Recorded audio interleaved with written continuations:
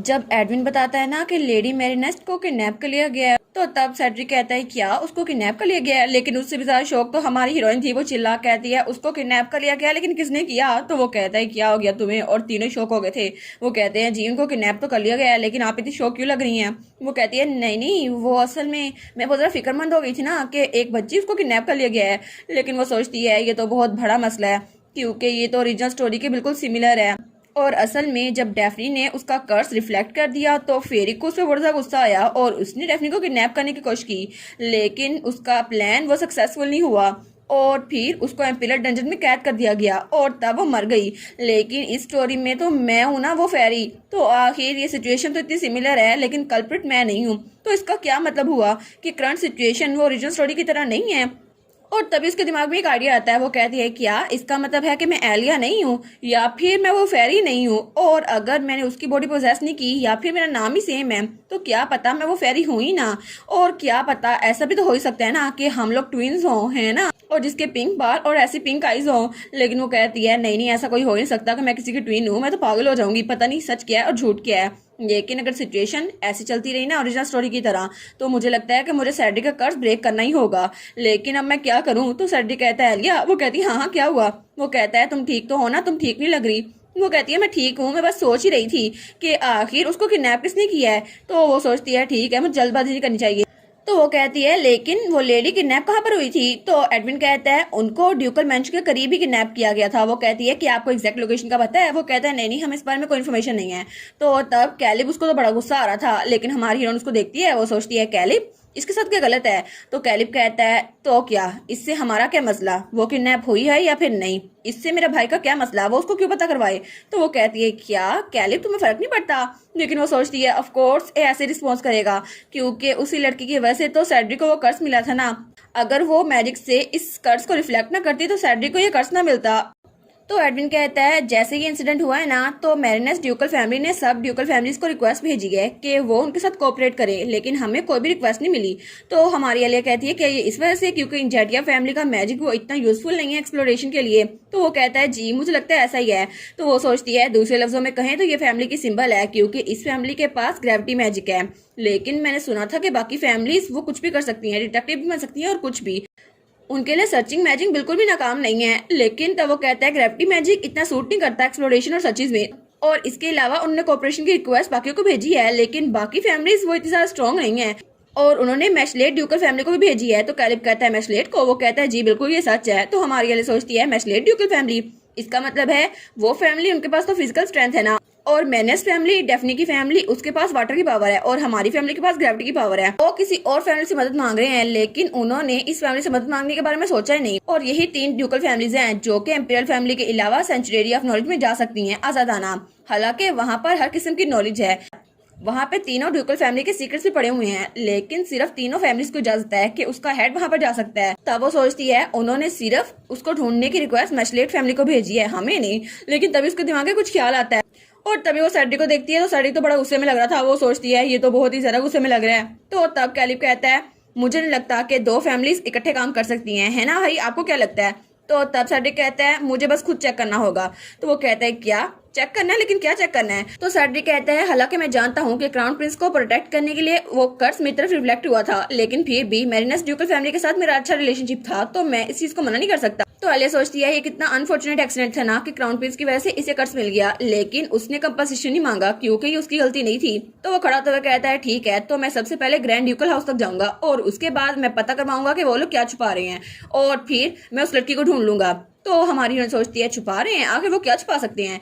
तो तब सैडी कहता है सब लोग को कैपिटल भेजो इन्फॉर्मेशन लेने के लिए। तो हमारी कहती है क्या कैपिटल, और वो कहता है इसको आराम से करना, किसको पता नहीं चले। तो अर्विन कहता है जी सर। तो कैलिब कहता है लेकिन हम यही कर सकते हैं, हम खुद तो वहां जा नहीं सकते ना। तो सैडी कहता है ठीक है, बाकी लोग को भेजो और इसके बाद। तो हमारी कहती है 1 मिनट रुको। वो कहता है क्या हुआ। तो वो कहती है हमें खुद करना होगा ना ये सब कुछ। तो वो कहता है क्या हमें खुद करना होगा। वो कहती है हाँ हाँ बिल्कुल, लेकिन हम लोग इसको सीक्रेटली कर सकते हैं ताकि इन्फॉर्मेशन लीक ना हो जाए, और हम चारों ये मिलकर काम कर सकते हैं ना ड्यूकल फैमिली की हेल्प, और इसको प्रिटेंड कर सकते हैं। तो तब सैडी कहता है प्रिटेंड, हमें प्रिटेंड क्यों करना है, हम उनकी हेल्प तो कर रहे हैं। वो सोचती है मुझे इसको कन्विंस करना ही होगा, और अगर कल्प्रिट वो कोई फेरी हुई फिर तो मैं पकड़ी गई, वो मेरा राज खोल देगी। लेकिन सैडी का कर्ज उसको हम तोड़ नहीं सकते। अगर वो फेरी मैं ना हुई या मेरी कोई साथी फेरी ना हुई तो तब वो कहता है क्या हुआ, मुझे सही से बताओ। तो आलिया सोचती है ठीक है, इसको कोई और पता नहीं करवा सकता, मुझे पता करना होगा कि किस फेरी ने उस बच्ची को किडनैप किया है, और उसके बाद मैं सैडी के कर्ज ब्रेक करने का कोई तरीका ढूंढ लूंगी। वो कहती है मुझे लगता है कि हम लोग को इकट्ठे कैपिटल जाना चाहिए, और वो सोचती है ओरिजिनल स्टोरी का सिर्फ मुझे पता है तो मैं भी इनके साथ ही चलूंगी। और तब अगले दिन वो तीनों डिस्गाइज में वहां पर पहुंच चुके थे कैपिटल, लेकिन तब उनका कुछ घंटों पहले का प्लान दिखा रहता है। और तब उसकी मेट कहती है सच में सिर्फ आप तीनों लोग कैपिटल जा रहे हैं, और उसने ओलिविया को एडवांस में बता दिया था। वो कहती है हाँ हाँ ये एक सीक्रेट ऑपरेशन है ना, तो हमें खुद ही जाना होगा, बाकी लोग को लेके गए ना तो राज खुल जाएगा। वो कहती है लेकिन फिर भी आपको पता है ना ये कितनी ज्यादा डेंजरस जगह है, आपको वहां खुद ही जाना चाहिए। तो वो कहती है डेंजरस हुआ तो क्या, मेरे साथ दो लोग हैं, एक अभी का सबसे ज्यादा स्ट्रॉन्गेस्ट इंसान है और एक फ्यूचर का सबसे ज्यादा स्ट्रॉन्गेस्ट इंसान होने वाला है। वो कहती है ठीक है मैं समझ सकती हूँ, लेकिन वो सोचती है अरे हाँ ये भी तो बहुत ज्यादा स्ट्रॉन्ग है ना, और अभी मैं इस बारे में सोच रही हूँ। तो तब उसे कुछ दिनों पहले का सीन याद आता है, और तब मेट्स आपस में बातें करी थी। वो कहती हैं वो तो एक कॉमनर है ना, और तुमने उसको देखा, वो लेडी एलिया के पीछे पीछे घूमती है और उनको बुलाती रहती है। दूसरी कहती है हाँ मुझे पता है, लगता है उसका प्राइड बिल्कुल गुम हो चुका है, आखिर वो किसी ऐसी लड़की को सर्व कैसे कर सकती है। लेकिन तभी हमारी एलिया उनके पास आती है तो वो सारी मेट्स डर जाती हैं। तो हमारी एलिया कहती है क्या मैं तुम लोग के फूड इंग्रेडिएंट उठाने में हेल्प करूं, ये तो बहुत ज्यादा भारी होंगे ना। तो वो मेट्स कहती हैं क्या इंग्रेडिएंट्स बहुत ज्यादा भारी हैं, आप हमारी हेल्प नहीं कर सकती, और वैसे भी आपको उठाने की जरूरत नहीं है, आपके बाजू बहुत ज्यादा कमजोर हैं, और प्लीज आप यहाँ से चली जाएं। दूसरी कहती है जी जी आपको काम करने की जरूरत नहीं है, हम है ना यहाँ काम करने के लिए। वो कहती है मुझे लगता है कि इनका वजन बिल्कुल भी नहीं होगा, और तब उसे उठाने लगती है। तो मेट कहती है मैंने आपसे कहा ना हम यहाँ से चले जाएं, लेकिन तब हमारी हीरोइन एक ही हाथ से 3 क्रेट उठा लेती है। वो कहती है क्या ये इतनी ज्यादा स्ट्रॉन्ग है, लेकिन उन्होंने कैसे उठा लिया। तो हमारी एलिया कहती है बस मैं अपने एक हाथ से यही उठा सकती हूँ, तुम लोग हेल्प करोगी ना मेरी, और तुम लोग तो मुझसे भी ज्यादा स्ट्रॉन्ग है, देखते हैं कौन सा उठाता है। तो मेट्स कहती है सच में। तो हमारी हीरोइन कहती है हम लोग शुरू करें। तो थोड़ी देर बाद वो मेट्स तो बहुत ज्यादा मुश्किल से उस क्रेट को उठा के लेके जा रही थी, लेकिन हमारी एलिया वो कहती है जल्दी करो ना। तो पीछे से हमारी हीरोइन की मेट ओलिविया वो तो बड़ी खुश थी, वो कहती है लेडी एलिया तो बहुत ही ज्यादा स्ट्रॉन्ग है। तो हमारी कहती है तुम किस बारे में सोच रही हो ओलिविया। वो कहती है नहीं नहीं कुछ नहीं। तो तब वो कहती है लेकिन फिर भी आपको अपनी सेफ्टी को फोकियत देनी चाहिए। वो कहती है हाँ हाँ मैं दूंगी, फिक्र ना करो। और उसके बाद हमें टाउन का सीन दिखा रहता है जब वो लोग कैपिटल पहुंच गए थे और वहां पे बहुत सारे लोग थे। तो हमारी एलिया वहां पे एक कपल के पास जाती है, वो कहती है एक्सक्यूज मी। तो वो कपल कहता है जी। तो हमारी एलिया कहती है हम तीनों यहाँ पर एक फैमिली वेकेशन के तौर पर आए हैं और एटमॉस्फेयर बहुत ज्यादा अजीब है, क्या आप बता सकते हैं यहाँ पर क्या हुआ है। और तब वो तीनों सेफली कैपिटल पहुंच चुके थे और कितने प्यारे लग रहे थे ना। तो तब वो कहती है ओ माय गॉड आपने इस बारे में सुना। और उसके बाद वो लोग वहां से जा रहे थे। तो हमारी लिए सोचती है ठीक है तो अब अगली चीज हमें खुद देखना होगा। लेकिन तब वो कैलिप को देखती है तो कैलिप तो बड़ा प्यारा लग रहा था। वो सोचती है ठीक है मुझे लगता है ये पहली बार यहाँ कैपिटल में आया है, इसको अच्छा लग रहा होगा ना, तो इसको यहाँ पे घूमने देती हूँ।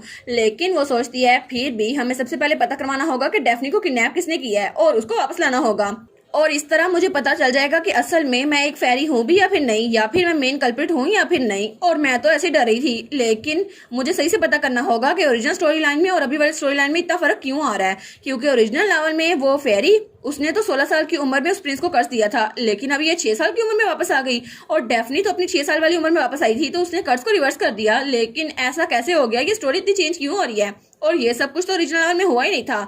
लेकिन अब मुझे लगता है कि ये एरर्स कुछ ज्यादा डीप जा रहे हैं।